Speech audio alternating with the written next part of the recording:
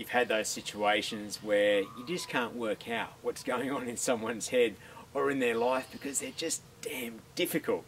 Well, in this video I'm going to give you 4 steps to think through and practice to make you a master communicator and be able to navigate those really difficult situations. Let's take a look at it. First, a quick disclaimer. This video is called 4 Steps to Dealing with Difficult People, and while the 4 steps I'm going to walk you through absolutely are essential and proven for dealing with difficult people, it's the label of difficult people that's a bit misleading. You see, because whenever we're dealing with difficult people, we're really just dealing with people who are different than us, that we don't understand well.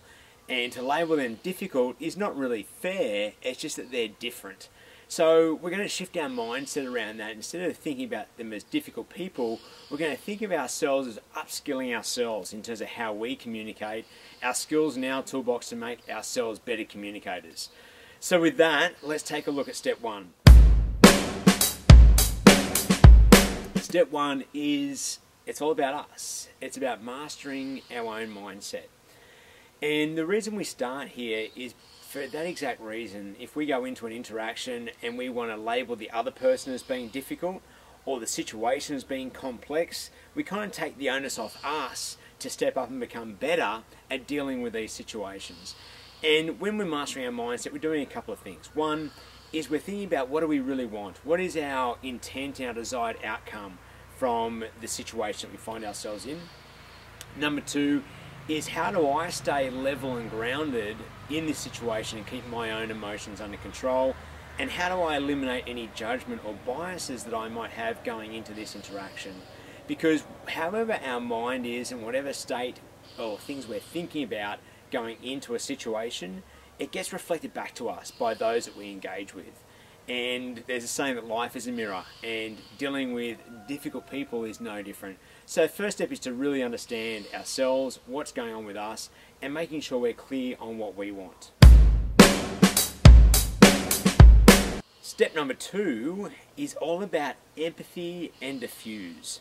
So empathy is to be able to put ourselves in somebody else's shoes, which is kind of half of real empathy. That's where you can put yourself in someone else's shoes, but the second part is to show someone and make the other person felt understood. So a couple of things that we do is that we validate people's feelings and emotions by giving them labels. So if someone looks upset, we can reflect back to them and say, listen, it looks like you're really upset about this, looks like this is really concerning to you, it looks like you're really, X, Y, or Z is really important to you. Reflecting that back so somebody feels understood helps to bring their emotions down, and when human beings feel understood, then they're much more likely to want to listen to what you have to say. And Stephen Covey said, seek first to understand before you seek to be understood. And that's what we're talking about here, is really helping the other person to feel understood and bring their emotions down. Step 3 is finding the emotional leverage. In any situation, somebody is either protecting something or wants something. There's that pleasure and pain aspect to why people behave the way they do. And your job as a master communicator is to find out what is it they're either protecting or that they want. And we call this the emotional leverage, because once we can validate how they feel and show them how they can get or protect what it is they want, and that doesn't always have to be in conflict with what you want. This is the creative element of dealing with difficult situations, is that we have to be able to find out what other people want, we have to know what we want, and we have to circumnavigate and be creative in how to find solutions to be able to get both. And that can be hard sometimes, but if we're committed to doing that and we can help that other person along that path as well, then that's the way we need to move forward.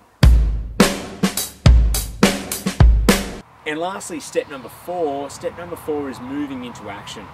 So this means that, in any situation we could talk and we could have some agreement, finally get to a point of agreement that we can see a way forward. It's having those concrete steps of what do we do next. Sometimes people can just give you a flippant yes because they want to make the situation go away or make you go away, and we want to avoid that because that doesn't really solve the problem. So when we can get them to, or get us to a point where we can agree on some next steps, like, and you might ask questions such as, how do you see us moving forward from here?